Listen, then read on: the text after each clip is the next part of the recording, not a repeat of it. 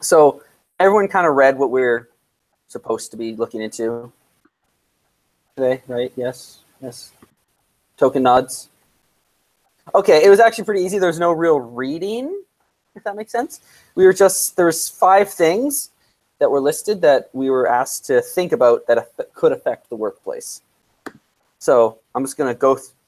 The discussion today is I'm just going to divvy those 5 things up, and everyone's going to take a minute to think about a personal experience and what they think, how they think that could affect the workplace, and then we're going to kind of discuss. And then after that, it's just wrap up.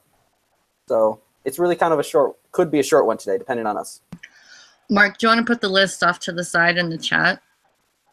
Yeah, give me a second. Okay. So I'll let people pick what they want to do real quick. Or I can just assign things. I can do workplace, dating / relationships. Okay. All right, there we go. Any other one? Okay, who wants to do substance abuse? Cool. D1. Divorce and family issues. Anyone want to handle that one? D2's got it. Okay, D2's got it. Okay. Sanchez. Same-sex relationships. I'll take that one. Okay, thank you, Brian. All right, and what else we got? Work-home balance. Any volunteers for that one? I'll take it. Okay, so that just leaves Ben, right?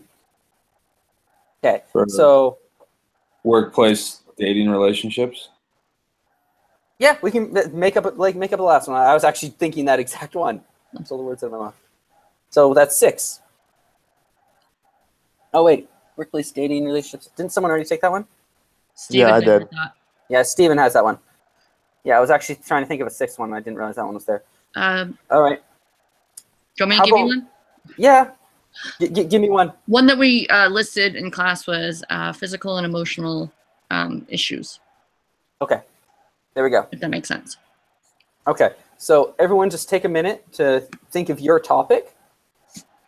And we're going to discuss how to consider your own life experiences. And then I'm going to ask you to share. So nothing too intimate if you don't want to. And then we can talk about how these issues can impact the workplace and how we should address them. Okay, so I'm just going to give everyone 2 minutes, all right?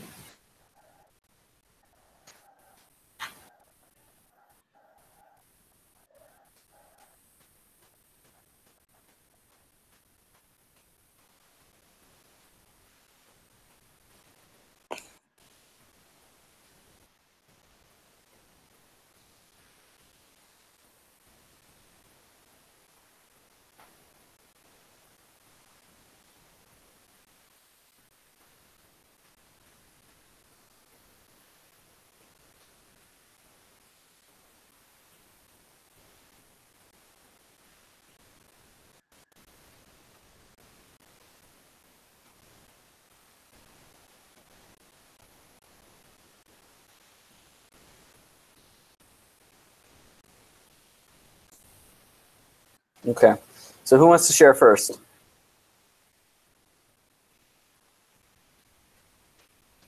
Volunteers? Yeah, I was raising my hand there, but Oh, okay. D1, you wanted to go first? yeah, about substance abuse. Okay. And basically, I was thinking, thanks to, that being born and raised in the church, born in the covenants, they call it. I basically saw substance abuse mainly in the form of alcohol that caused workplace disruption because, for instance, my first real job that I got was in construction, and there were people that couldn't go to prevailing wage jobs because they had DUIs. And I never got a DUI because I didn't do alcohol. So, or I saw before that, I saw even one of my neighbors, he threatened to kill his brother, and he was just drinking. Like he would be just sit in his room and just drink drink. And then, the guy's a truck driver.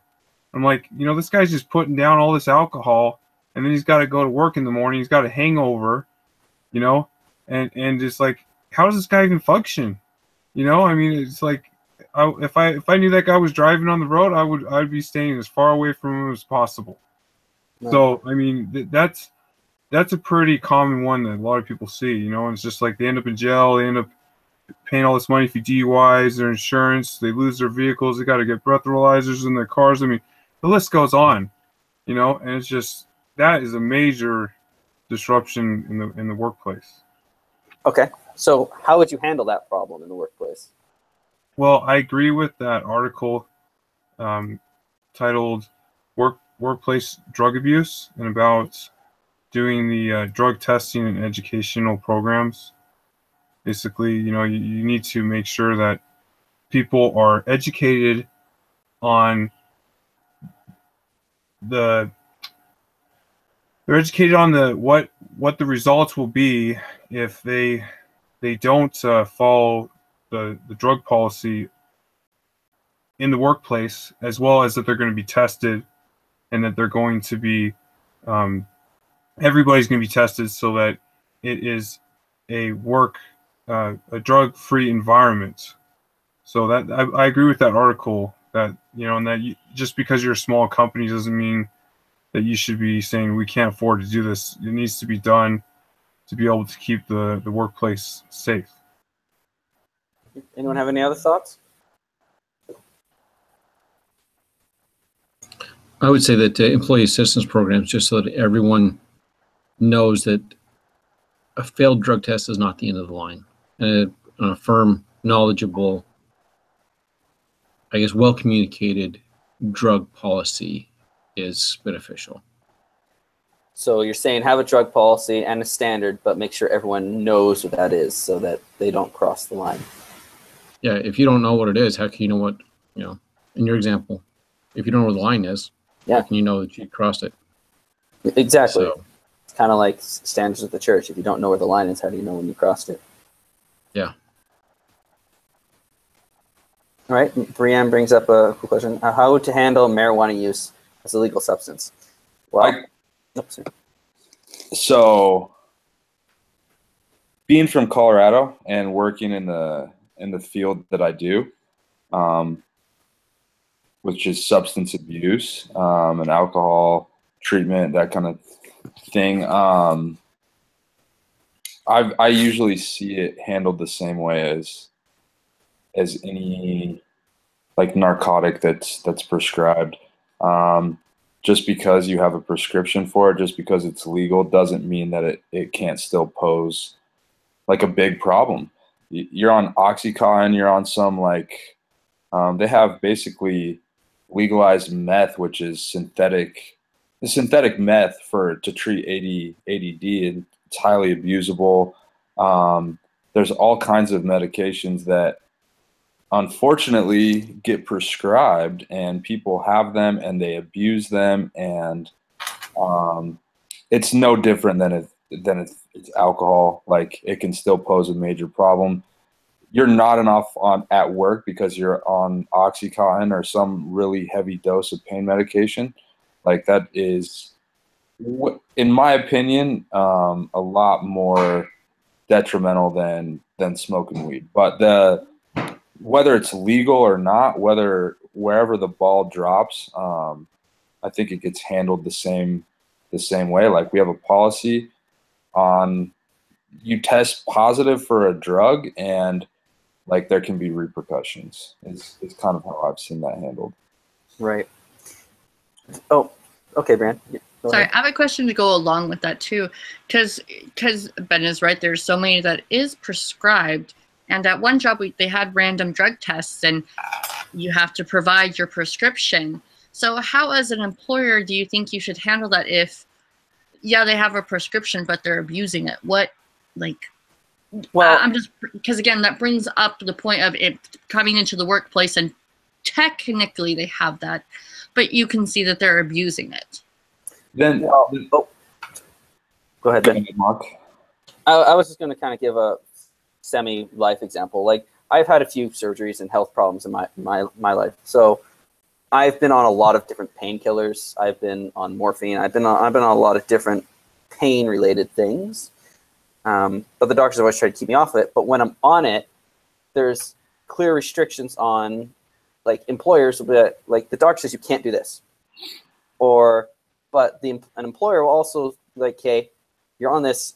They'll either say just take some time off until you're not on it anymore, or for me, if I was going to keep being on it, then we'd have to talk about what I was and was not allowed to do. Like, if it's impacting how I'm working, sure, you can do it legally, but if it's impacting my work, then that's a different issue. Like, they can't let an employee not do his job. If it's impacting his job, then something has to be done there. So, sorry, go ahead, Ben. I think a lot of times it's really, and like you said, I know with construction, it's like, okay, well, you're on these medications, you can't operate heavy machinery. Right. But I think in some cases, like you were saying, Derek, I think it's up to the employer, and I think in some cases it's kind of a matter of, like, damage control, where you present them with the resources. I mean, and I think there's all different levels of I don't know, studying the disease of addiction and alcoholism. And like, I got into this field because I've struggled with those two things, addiction and alcoholism. And it's they refer to it as a progressive illness, where as it develops and as it manifests, like, your symptoms get worse. And the symptoms are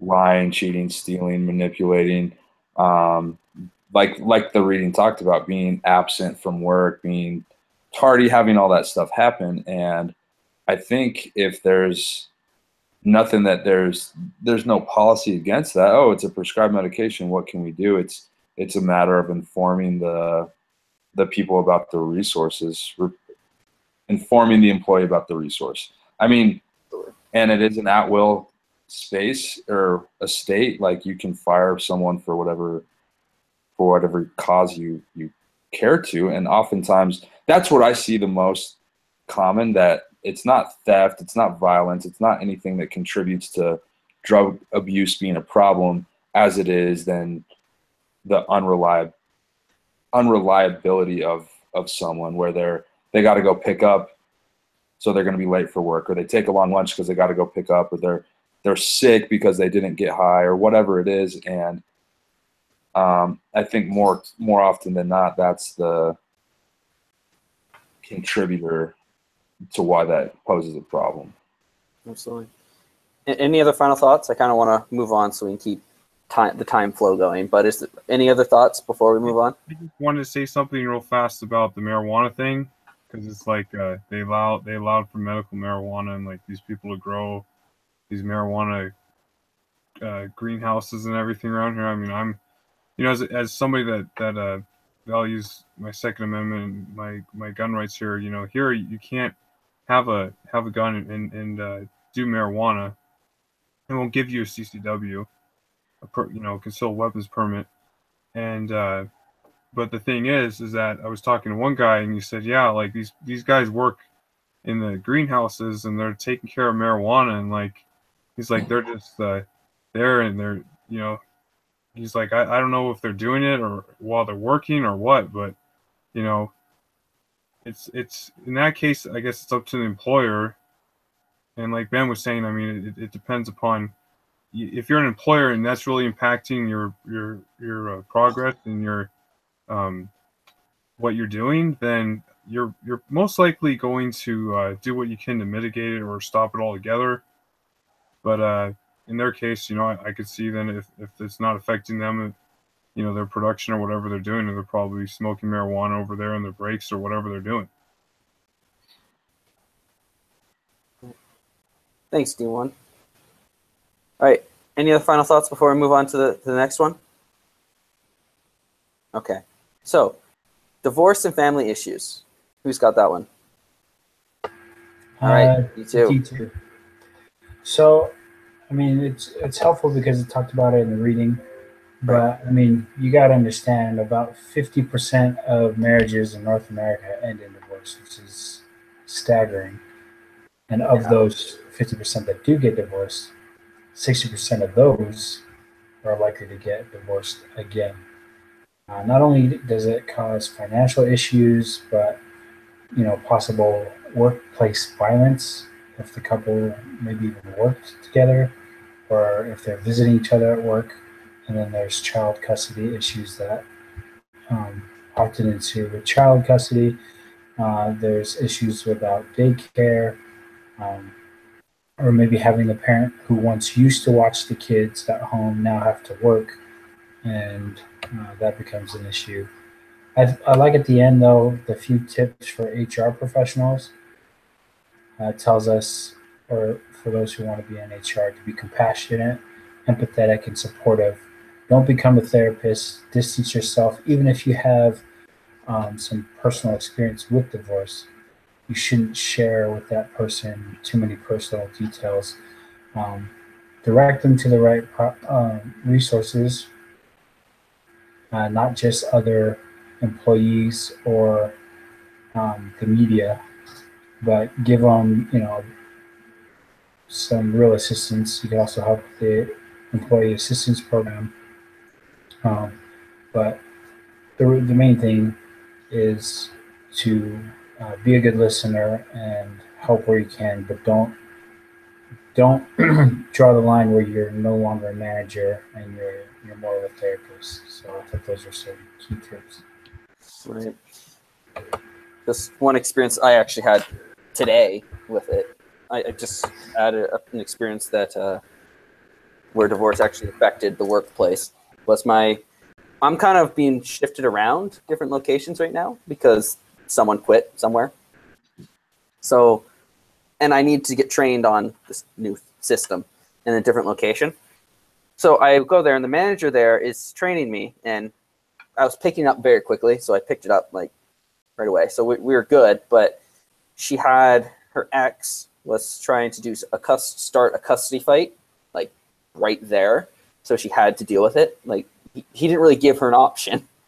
So it really, and our boss is really understanding that. It's not really like she controls that sort of thing. It happens. But the fact that they're divorced in the first place, or the fact that that whole scenario was there, is as a result of their divorce. And he's a jerk, so don't blame her for leaving him. But at the same time, divorce can and will affect the workplace a lot of times.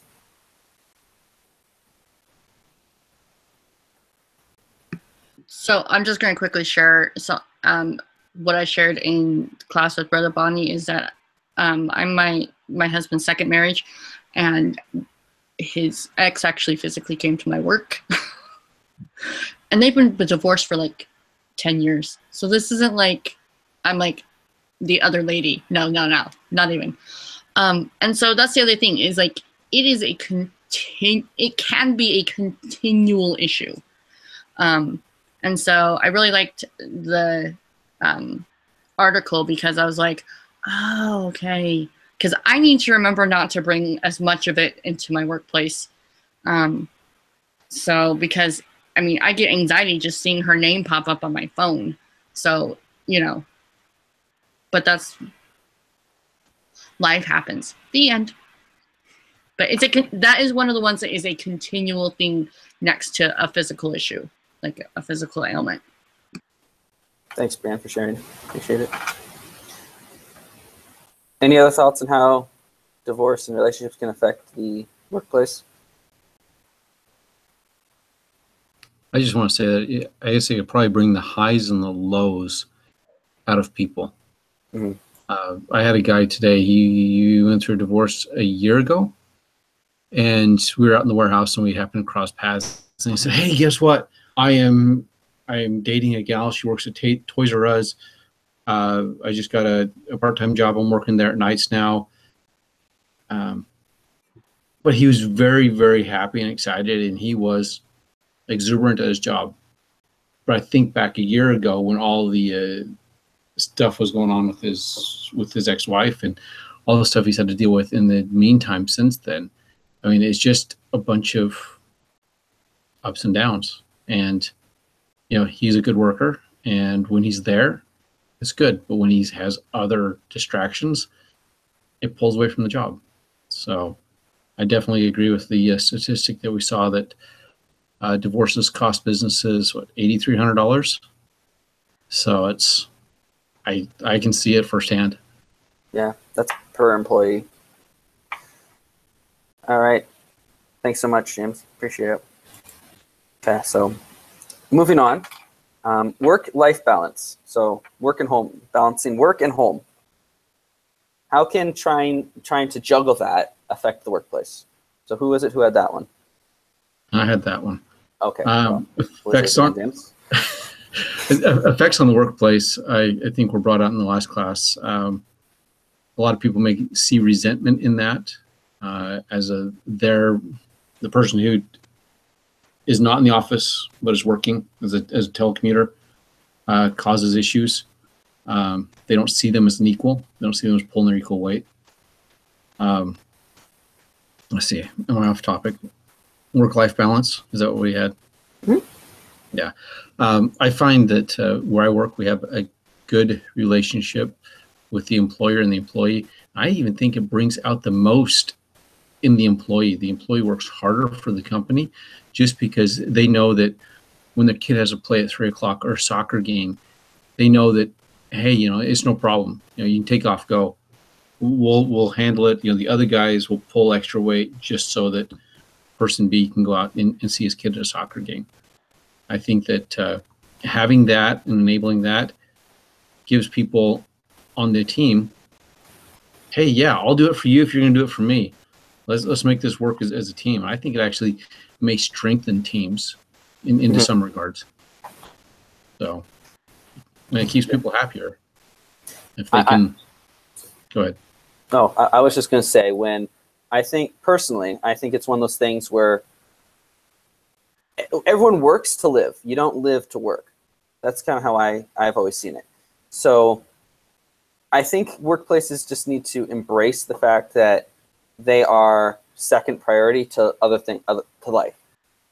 But there also needs to be that balance. That you can't, workplace cannot always just roll over and let, like, I have this, because then work has a place. So I think it's where do we make that balance? And I think you were very right, Ben, that if you work in a place that has that down, then you can kind of support each other and act like a team. Being a team definitely helps that. Hello, dog. Any thoughts?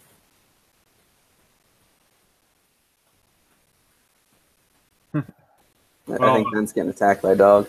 Yeah, it's funny watching him do that. But what I put over there was basically if you do not have a life outside work, then you have nothing to really live and work for, because like you were saying there, Mark, that we work to live, and usually, I mean, if you're working, that's not what you're doing in your off time. You're doing something else that you enjoy to do. Mm-hmm. So you have, and then that's the thing, is that you have to learn to separate those two worlds, because a lot of people they bring their self, like nowadays with being with the smartphones and everything, your work's following you around, and you have to learn to disconnect and learn to say, okay, these are the hours I work, these are the hours I'm off. That's how it works, people.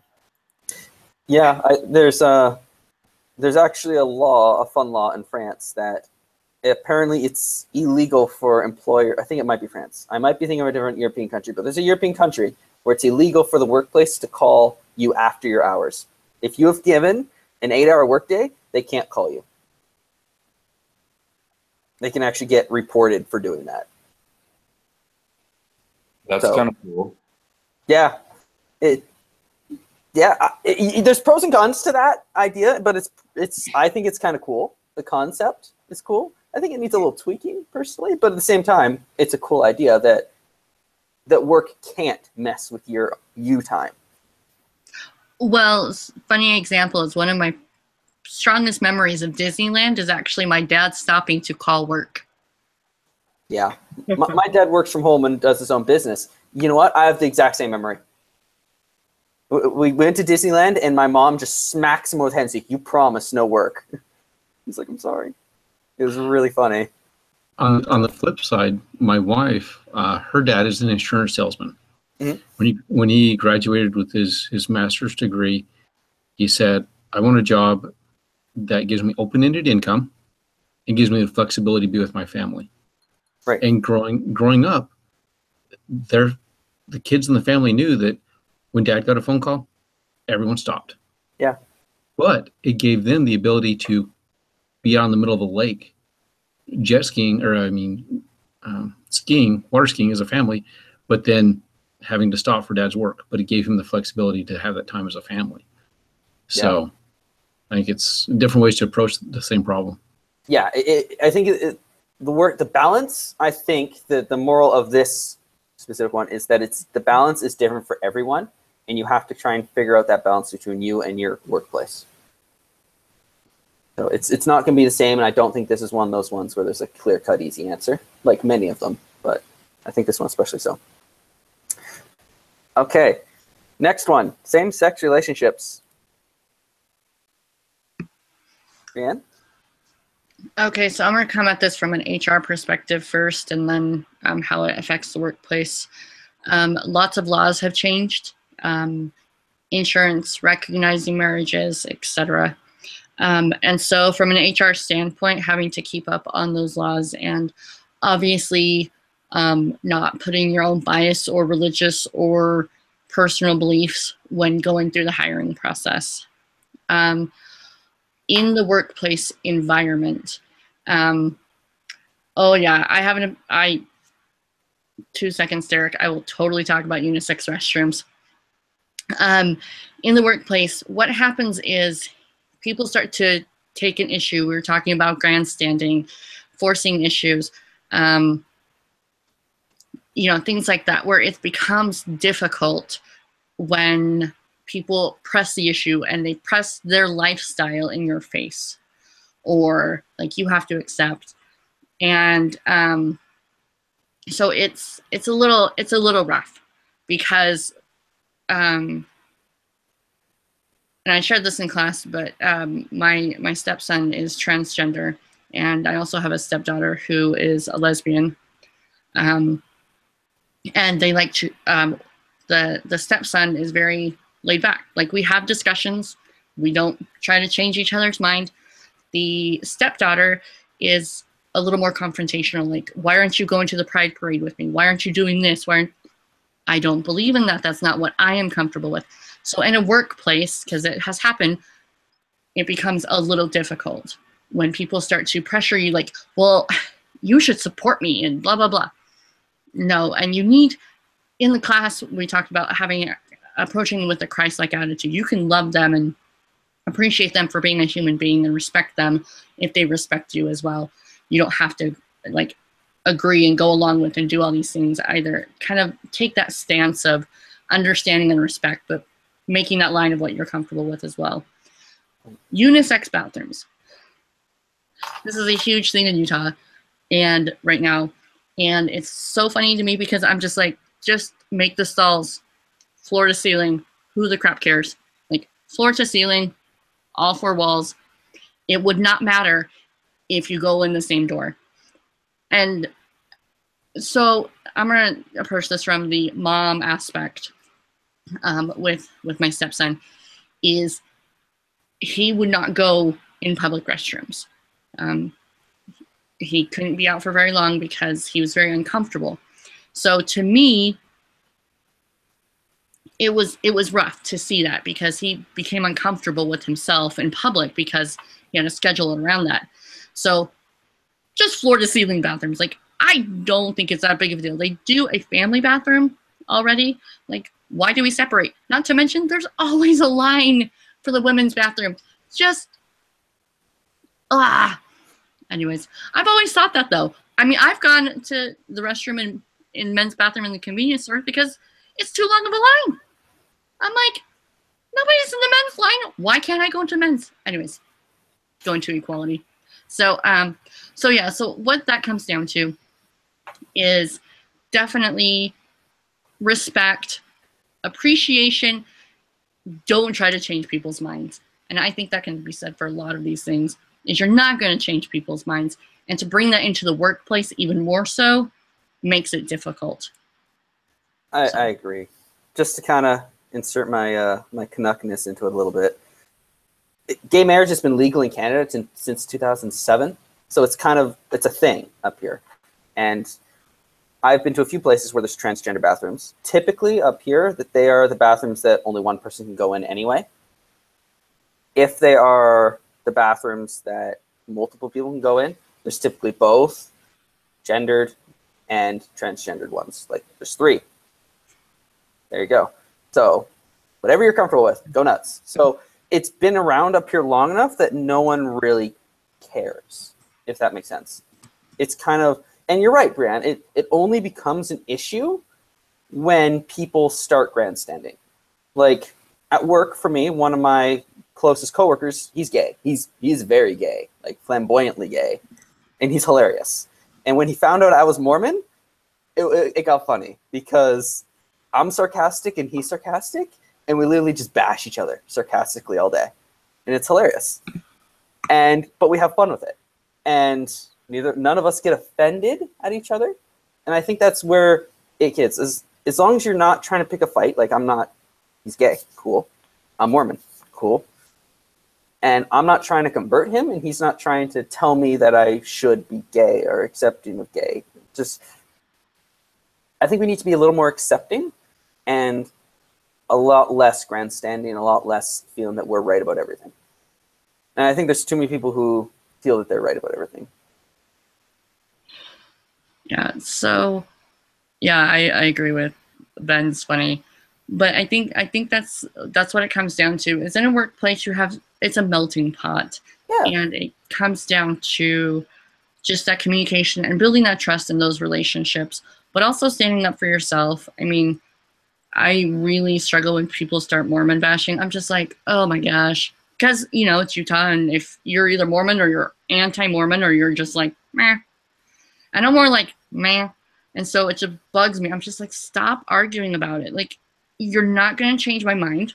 I'm not going to change your mind. Why are we arguing about this? Why are we talking about this and wasting time? Because that's what it comes down to, is it's an emotional waste of time and a physical waste of time. The end. All right.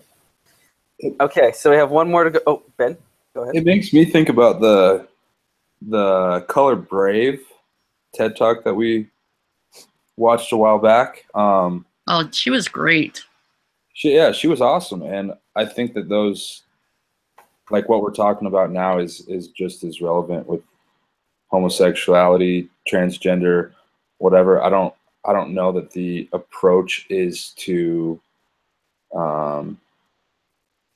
treat anybody any differently, like it was talking about. Like, oh my gosh, you're black? I didn't even know. Like, I just thought you were, like, not acknowledging those very obvious, or, I mean, cultural, whatever it is, things can be, I think, equally as harmful to people. And I think we just have to, like you were saying, Brianne, like, address it or approach it with just respect and love. And one of the things we talk about in treatment is like God meeting us where we're at, and God is going to meet whoever it is struggling with whatever they're struggling with, wherever they are at, however they're sinning, however they're living their life. Just like I would hope that God would meet me where I'm at in my imperfections. And I don't know. I think any other way to look at that is kind of harmful. Like, that's their truth. That's their reality. They're not here to change me. I'm not here to change them. Like, let's get to work. I like it. We're here for a paycheck, not to convert people or change their minds. Yeah. All right. So our next one is, so we actually have two more, is dating and workplace relationships. Who has that one? Yeah. Those are not fun. I had that one. All right, Steven. So I want to start off by talking about a story that I experienced. It wasn't me personally. So I used to work at a restaurant back in Maryland, and I had a really good friend who I helped get hired to the job. And then all of a sudden, this is back when I was single. There's this really cute, attractive girl who came into the workplace. She got hired as a waiter, and my best friend obviously started flirting with her and stuff like that. And then they got into a relationship, and it just turned. It was just really weird because we had like lunch breaks and stuff, and they would go out together, and the lunch break was supposed to last like 1 hour, but they'd go like 2 or 3 hours. They'd come back really late. They'd be really distracted, and all this stuff would just happen because it started with a relationship that they had, and then eventually they broke up because this was in high school. They eventually broke up, and then one of them like decided to quit because they couldn't stand seeing the other person at work. So a bunch of all this drama happened, and I think personally it would have been avoided if the place where I work had a policy about not dating someone in your workplace. So and I completely agree with that. Okay. The So, one. Just to take it into Go ahead. I was just going to say, just to take it into the policy aspect, I worked when I was younger, in kind of a roundabout way, still do. Worked for Walmart when I was younger, and they have a policy that they're not allowed. Their dating policy is that you can date who you want, but you're just relationships between a manager and an associate not allowed, because you can't date someone has power over you, or vice versa. Like that's just not a thing, or not allowed. But otherwise, they just left it. Do what you want, and good luck. They advised against it very heavily, but I think it's a hard point to make a policy on, simply because we don't really have complete control over people that way. You can't really tell them who they can and cannot date unless there is a good reason, or a company affecting reason.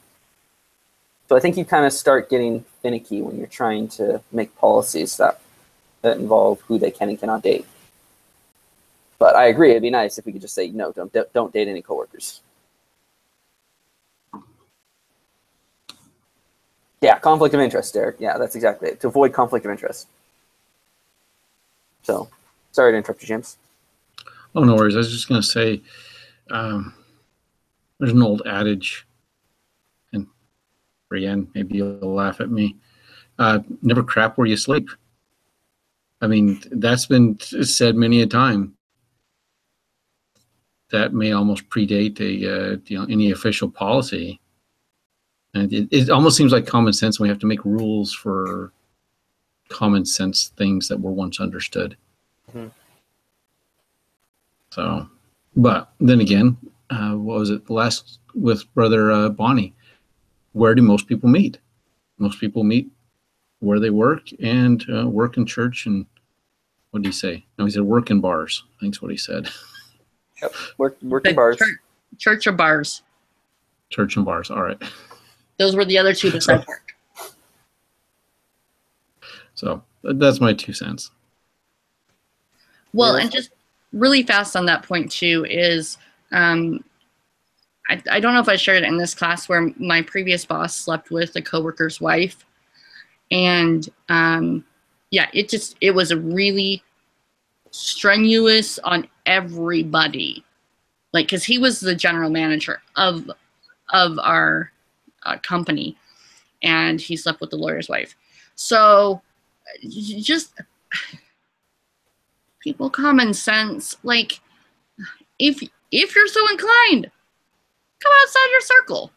But I mean, it destroyed so many lives, and it created so much drama and time, that it's just a bad idea. It's just bad. one of our friends, she's a manager at a fast food restaurant and deals with a ton of teenage kids. And her rule is you do not date each other. She's like, you're friends here at work, but outside, no, because there just became so much drama, and they just, oh, I can't work with this person, and da da da because of this. So, you know, adults are not any different than teenagers. I hate to break it to you.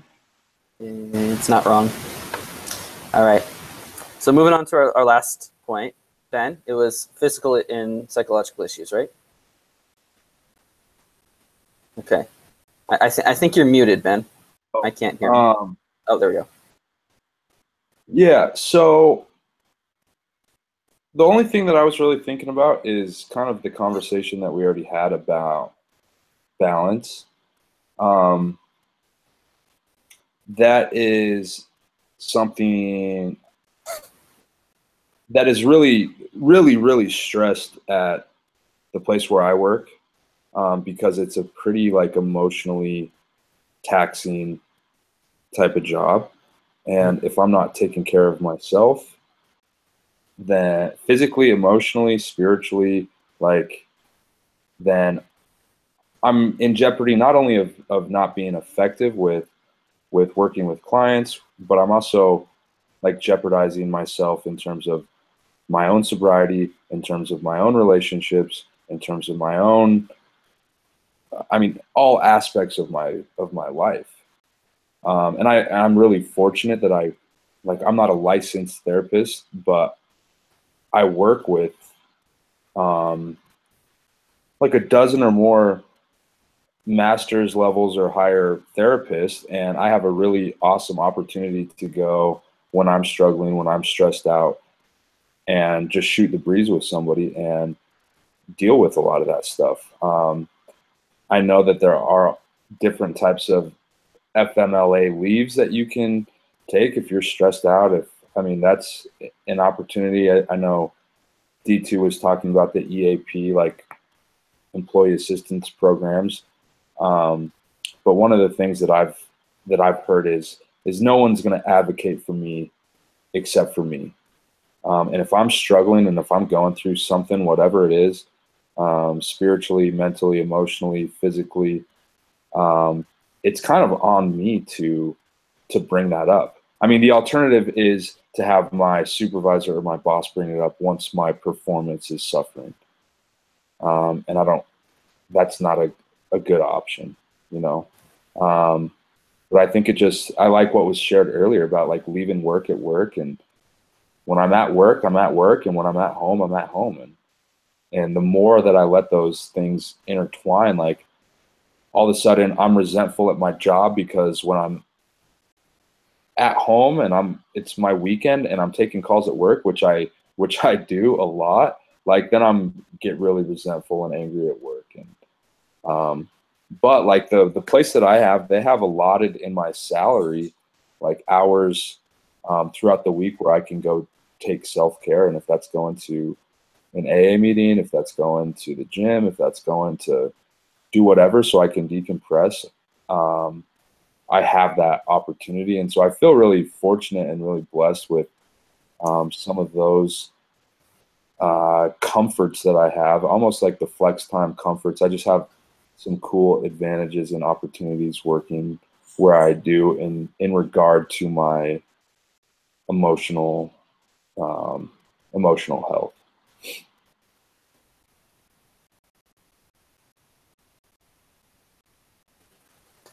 Thanks a lot, Ben. I think it's very important that the employers take into account emotional and physical health of their employees. Like I actually have Crohn's disease. So what that means is I have to run to the restroom a lot more often than the average person, and I'm there longer than the average person. So my employer's aware of that, and it's something that can be embarrassing because it's like, okay, I have to deal with, and I'm cutting into time with work, but the employer's been cool with it, and it's like, yeah, whatever. I'm not stressed about it. And when I don't stress about it, I have to go less. Because Crohn's is actually stress. So the less my boss has worried about it, the less it has become a problem. Those fun things. And I think that can relate to psychological stress. Like if your boss didn't care about your issues or whatever's going on psychologically or physically, then I think it just becomes more of an issue. Sorry, just really quick on that. I think there's been a lot shared tonight that we all come from different places in the world.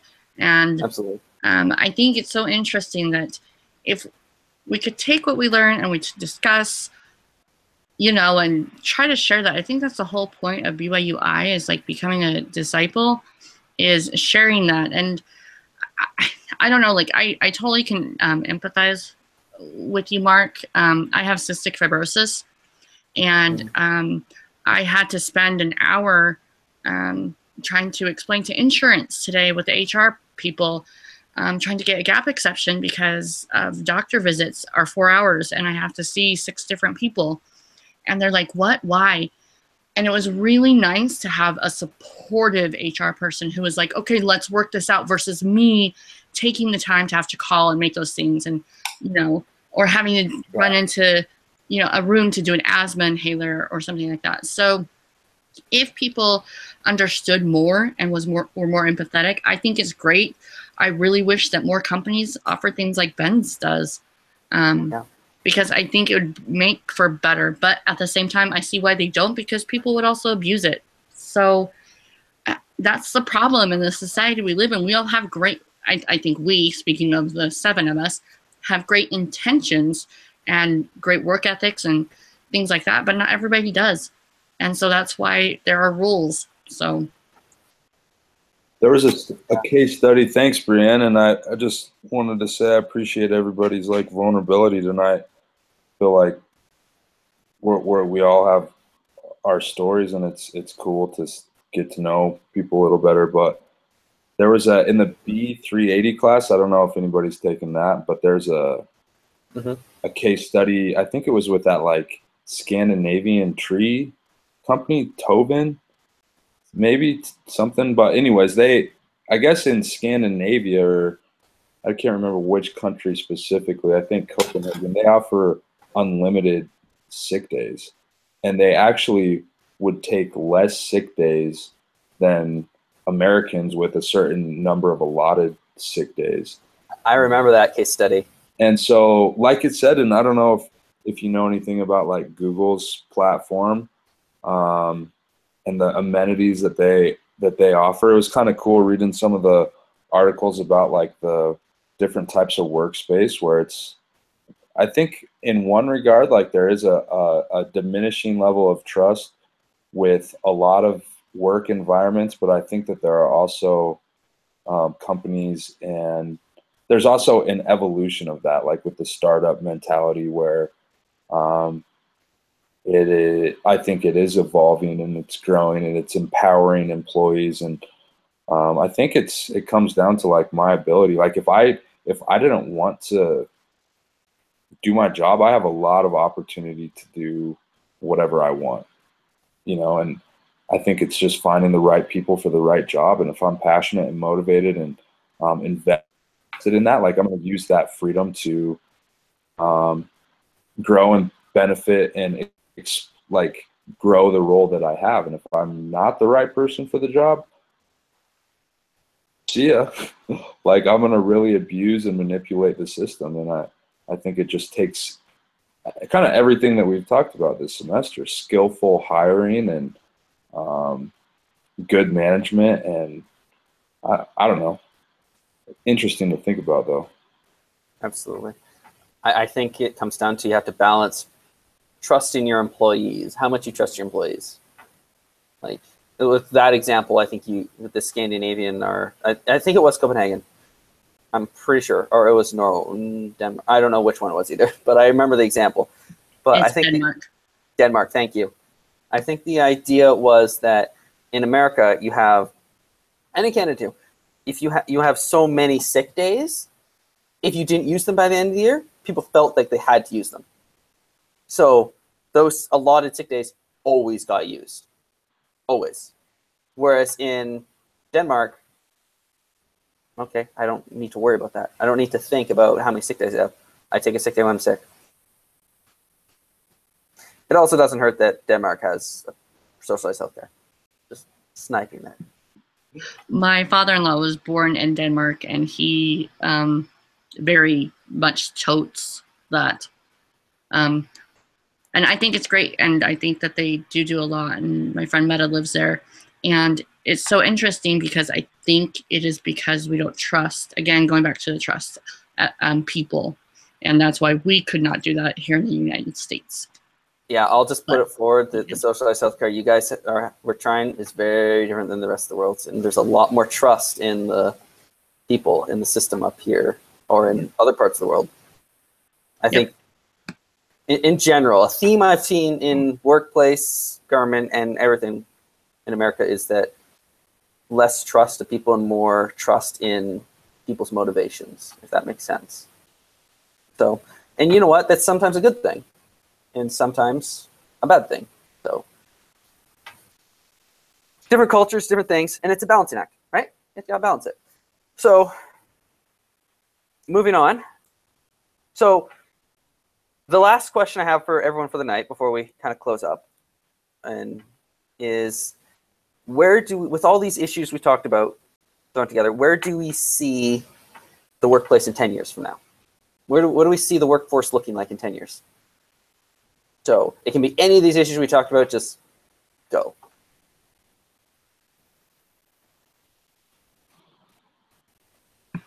Honestly, I don't know. I think that there'll be more work from home, less physical presence, for sure. Lots of automation. Yeah. One interesting thing that I noticed just actually, again, today at work was that I think workplace drama is going to increase just because of society, if that makes any sense. Like I had one coworker who she was talking about how good looking this other coworker was. I'm like, okay. And she's like, it's like, he's like 30 and she's 17. And I'm like, aren't you only 17? She's like, yeah. That's the age. I'm the age of consent. I'm like, that's not where I was going with that, but okay. So it's just society is setting itself up for more things like that to happen. That's kind of where I see society going, that sort of deal becoming more common, and the work employers are going to have to start figuring out how to deal with it. Figure out how to start dealing with employees' crap, for lack of a better word. And employees who don't come with baggage, I think, are going to become more and more valuable. Not necessarily because they have a fancy degree, but because they don't have baggage. Yeah, but I think it's the baggage that makes people unique and that makes people different and that makes, I mean... And the baggage I'm talking about is the stuff that actually affects the workplace, that would negatively affect it. Everyone has baggage. Absolutely. I think I should clarify. Yeah. I guess it takes a time for that baggage to be overcome, but absolutely, I think it is the struggles that we all have that make us who we are and make us uniquely utilized. Exactly. And I agree. I just think the people who willingly run into those struggles or cause problems are going to be more common in the workforce. Yeah. That's the only point I was trying to get at. Well, yeah, I'm like, especially because with the population, employers will just start sifting through people. They won't put up with that as much. I mean, I kind of get it. I kind of get what you're saying. So, but yeah, I like D2's 10 years equals the second coming equals the law of consecration. Just remember, there's no time frame. Yeah, I'm like, no one knows when. I'm okay with that, even if it is. I'm fine. I would be okay with it in 10 years from now, but you say 10 years from now, and I'm thinking about it. This last week, but I'm taking hopefully if the offer's right, I'm going to take a job managing a store in one of our different locations. And from the beginning, I've said Nope, I don't want to work with anyone. I don't want to. Oh, I don't want to manage people. I don't want to deal with their issues. And now that I've learned what I have through BYU and I have this opportunity, there's only going to be a total of 4 guys in this branch, but I'm excited for the difference that I can make and trying to think forward 10 years. I think it's a lot of good can come from what we can do as individuals. So I'm excited for 10 years. Second coming, let it come. Ready either way. Perfect. All right. Any other comments? Yeah, has anybody heard about the what is that universal income that they're talking about because of automation taking over all these jobs and people losing their jobs? I think there's a book on that one. I'm trying to find it. I think there's a book, Automation Literally Take. I'm trying to remember what that book was called. It's a famous one. It's like not by George Orwell or anything, but it's famous to that level. Basically, robots replace everything. People are just paid a universal income. Everyone's on welfare, basically. Is that Atlas Shrugged? No. No. Oh, you're I talking would know about it if I heard it. I would know the book if I heard it. It makes me sad. I'm trying to remember. All right. Don't kill me. You're funny. All right. So it's bad for. So do we want to move on to talking about doohickeys, or is there anything to talk about doohickeys? I agree. Best group. Hey, Steven, could you send me a copy of what you submitted last week for the doohickeys? Yeah. Or 2 weeks ago? Yeah, to your email? Yes, to email. Okay. I know we had issues a couple weeks ago or a couple submissions ago with the instructor not liking our bibliography, but we didn't know what that was. Yeah, we didn't get clarification. And since we got such a good grade on that submission, I'd like to try and mimic that as much as possible. Since I believe I'm editor in bibliography this go round, so I'm putting it all together. I just want to make sure it matches as best we can with what we've done before.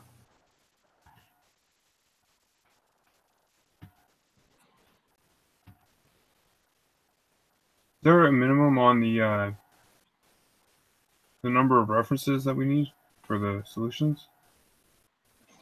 I don't think so, but I would say at least 2, personally. But someone correct me if I'm wrong, but I don't think there is any.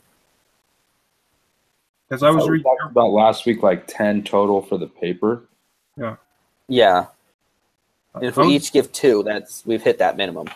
Is that what you used, Mark? Because I was reading Easy. your part and I didn't see more than that or around that. Yeah, I read. I think I gave 2 or 3 for mine. Okay. I'm pretty. There might be. I might have had more than that. I forget. I'm sorry. It blurred together for me. Not the paper, but this whole week is blurred together for me. You're getting ready for Christmas, right? Oh, kill me. So, somehow, because I'm the FHE coordinator, I ended up being the guy who all the misfits from YSA are like nowhere else to go for Christmas. Oh yeah, hey, no one's at your house for Christmas, right? Yeah, sure, cool. So I get to spend Christmas with all the YSA misfits, I guess, and all that running around. Never mind that I live literally an hour away from town. It's like, thanks, guys. So sorry, the week's been crazy. Yep. That's. I'm actually getting my girlfriend a ticket to ride for Christmas, so we're good. Anyway, on topic, I think I had at least 3. I think in there. I wasn't going to put any for the intro and conclusion. I was like, and I'm going to do the conclusion once I read through the whole thing just to make sure that the conclusion kind of fits. That's a good idea, Brianne. We want to get everything done by this Friday, correct? I heard that somewhere in the chat. I didn't respond because I was at work. I know I'm going to have my part done by Friday. Okay. Okay, Monday. Well, okay, I'm just going to tell myself Friday. Friday for you. Friday, yeah, just so I don't have to worry about it anymore. Okay. So I wasn't here. Quick question. I wasn't here last week, so I just told you guys to assign me whatever. So what was I assigned this time around? Oh, I can just pull it up actually and look myself. Yeah, James, you were the one that's putting it together, but you're going to Idaho as well. So when do you want everything done and done? If everyone can get it to me at least by Monday, that's going to be the best option. I'm traveling Wednesday to go to Rexburg. Thursday, I'll be on campus. Friday is the graduation. So it's going to get hectic starting Wednesday. Okay. But if I can get everything here and turned in by Monday, it gives me remainder of Monday, Tuesday, and travel time on Wednesday to put it together. So Okay. Monday at the latest, I think everything will be good. Oh, mine will probably be hopefully Saturday.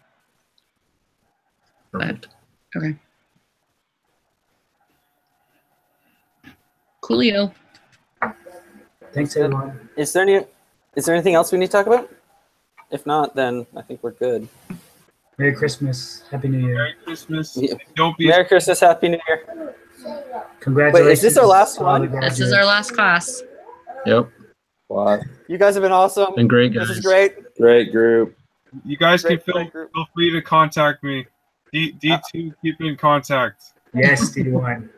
I will throw you all on Facebook at some point when I'm not a zombie. Right now, my bed is calling me. And it is midnight here. I'm done, guys. I'm sorry. You're good. You're good. We understand. Thank you All all. right. Love Thanks, you all. guys. It's been great. All right. All right. Take Bye. care, guys. Bye.